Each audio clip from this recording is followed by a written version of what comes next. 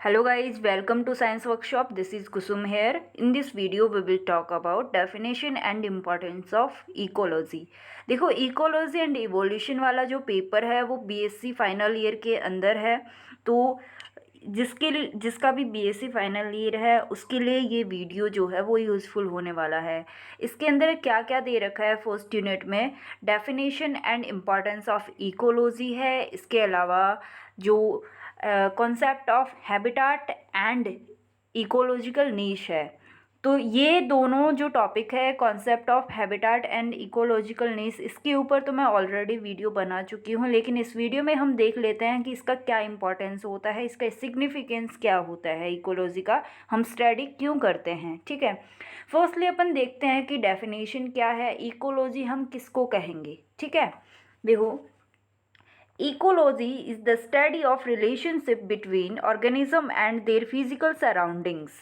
ecology क्या है, organisms जो होते हैं उनके बीच में क्या रिलेशनशिप है और उन ऑर्गेनिज्म का उसके सराउंडिंग जो फिजिकल एनवायरनमेंट है उसके साथ क्या रिलेशनशिप है, इसकी स्टडी हम क्या किसमें करते हैं, इकोलॉजी के अंदर करते हैं। ठीक है, तो इकोलॉजी जैसे ऑर्गेनिज्म है वो आपस में इंटरेक्ट कैसे करते हैं और वो अपने फिजिकल एनवायरनमेंट के साथ में इंटरेक्ट कैसे करते हैं, इसका स्टडी हम इकोलॉजी के अंदर करते हैं। ठीक है, this is ecology. I hope ये समझ आया होगा। आगे देखते हैं इसका इम्पोर्टेंस क्या होता है। इसका इम्पोर्टेंस क्या होता है, so why this so important, ecology बहुत ज़्यादा इम्पॉर्टेंट क्यों है, इसका आंसर हमें चाहिए। तो well, the study of ecology and ecological system can teach us about how organism interacts and with each other, यानी कि जो ऑर्गेनिज्म है वो आपस में इंटरेक्ट कैसे करते हैं, इकोलॉजी हमें ये बताता है। वो ऑर्गेनिज्म नेचुरल वर्ल्ड के साथ में कैसे इंटरेक्ट करते हैं, इकोलॉजी हमें ये बताता है। It can teach us why organism live in certain areas, कोई भी ऑर्गेनिज्म है वो एक सर्टेन एरिया में ही क्यों रहता है, इसके बारे में कौन बताता है, ecology. It can teach us how changes to a physical environment will affect organism and the natural world in an ecosystem, यानी कि इकोलॉजी क्या है कि फिजिकल एनवायरनमेंट के अंदर जो भी चेंजेज हो रहे हैं वो ऑर्गेनिज्म को कैसे अफेक्ट करते हैं और कैसे वो नेचुरल वर्ल्ड के अंदर इकोसिस्टम को अफेक्ट करते हैं, इसके बारे में भी कौन बताता है, इकोलॉजी बताता है।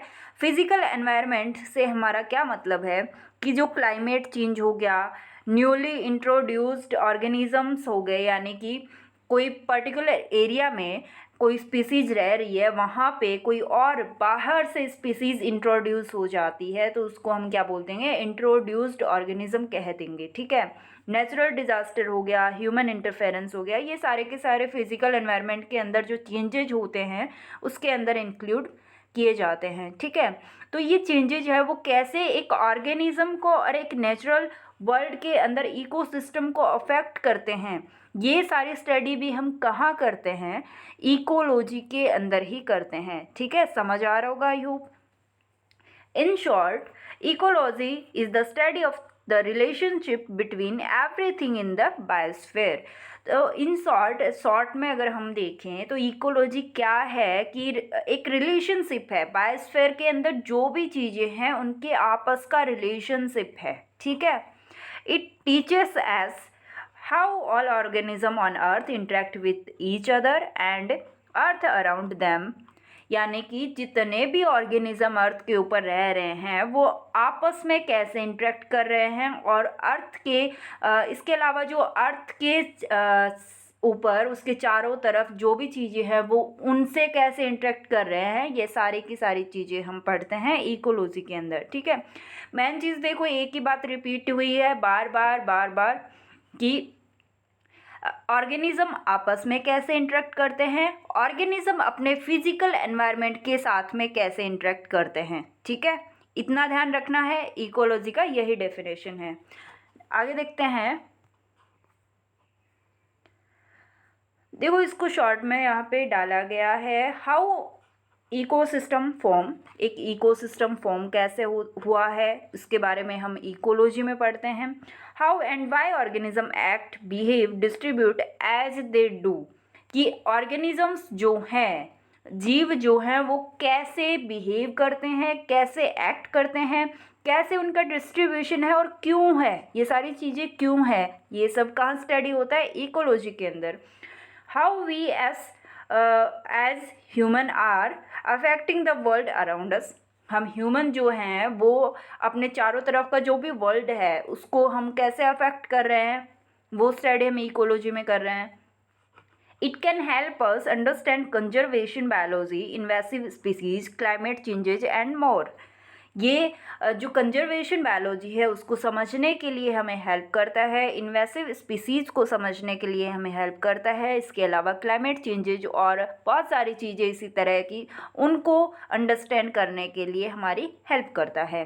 तो दैट्स वाई जो भी हमने ऊपर रीजन्स देखे, दैट्स वाई इकोलॉजी इम्पॉर्टेंट है, इसका ये सिग्निफिकेंस है। आई होप ये समझ आया होगा। देखो नेक्स्ट टॉपिक इसके अंदर आता है कॉन्सेप्ट ऑफ हैबिटाट एंड नीश का, इकोलॉजिकल नीश जिसको बोलते हैं। तो हैबिटाट को हम शॉर्ट में देख लेते हैं कि वेयर एन ऑर्गेनिज्म लिव, जहाँ पे कोई भी ऑर्गेनिज्म है वो रहता है उसको हम क्या बोलेंगे, उसका हैबिटाट बोलेंगे। ठीक है, एग्जाम्पल देखो, फॉरेस्ट हो गया, ओसीन हो गया, ट्री हो गया, डेजर्ट हो गया। ठीक है, फॉरेस्ट के अंदर मान लीजिए कोई लॉयन है, वो फॉरेस्ट के अंदर एक पर्टिकुलर एरिया में रह रहा है, तो वो उसका क्या हो गया, हैबिटाट हो गया। फिशेज है, कोई ओसीन में रह रही है, वो उसका क्या हो गया, हैबिटाट हो गया। कोई भी कोई बर्ड है वो एक ट्री पे रह रही है, तो वो उसका क्या है, हैबिटाट है। इस तरह से एग्जाम्पल है हैबिटाट के। अगला हम देखते हैं नीश के बारे में। अगर नीश की बात करें तो नीश क्या होगा, पार्ट ऑफ हैबिटाट। ठीक है, नीश पार्ट ऑफ हैबिटाट होता है।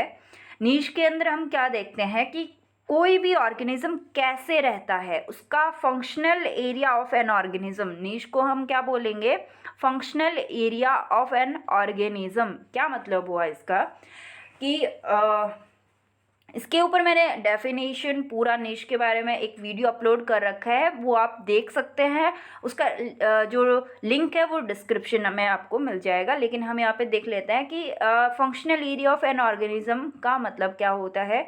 देखो कोई भी ऑर्गेनिज्म है वो एक पर्टिकुलर एरिया में रहता है। जैसे कि कोई भी ह्यूमन एक घर में रहता है, तो वो मेनली एक पर्टिकुलर रूम में रहता है, अपने एक अलग रूम है, उसका सेपरेट रूम है। तो मैक्सिमम जो एक्टिविटी है वो यहाँ पे करेगा, वो अपने रूम में करेगा। तो ये रूम उसके लिए क्या हो गया, ये रूम उसके लिए हो गया निश हो गया। और उसका हैबिटाट क्या हो गया, ये घर जो है वो उसके लिए हैबिटाट हो गया। तो यहाँ पे ये वाला जो पार्ट है, ये रूम जो है उसका क्या हो गया, पार्ट ऑफ हैबिटाट हो गया ना। ये रूम जो है वो पार्ट ऑफ घर है, पार्ट ऑफ होम है, यानी कि पार्ट ऑफ हैबिटाट है, क्योंकि ये जो रूम है उसका ये पार्ट ऑफ नीश है। आई होप ये समझ आ रहा होगा। ठीक है, देखो नीश दो टाइप के होते हैं, एक तो होता है फंडामेंटल नीश, एक होता है रियलाइज नीश। ठीक है, तो इसका एक्सप्लेन वीडियो है वो आप ज़रूर देखिए। आगे वाला जो टॉपिक है ये पूरा कंप्लीट मैंने उसमें एक्सप्लेन किया हुआ है। सो आई होप ये वीडियो आपके लिए यूज़फुल रहा होगा। अगर वीडियो अच्छा लगा तो लाइक कर दीजिए, शेयर कर दीजिए और कमेंट बॉक्स में ज़रूर बताएं। अगर कोई भी डाउट हो आप कमेंट बॉक्स में पूछ सकते हैं। अगर आप किसी भी टॉपिक पे वीडियो देखना चाहते हैं तो आप मुझे वो भी कमेंट बॉक्स में बोल सकते हैं। Thank you so much guys.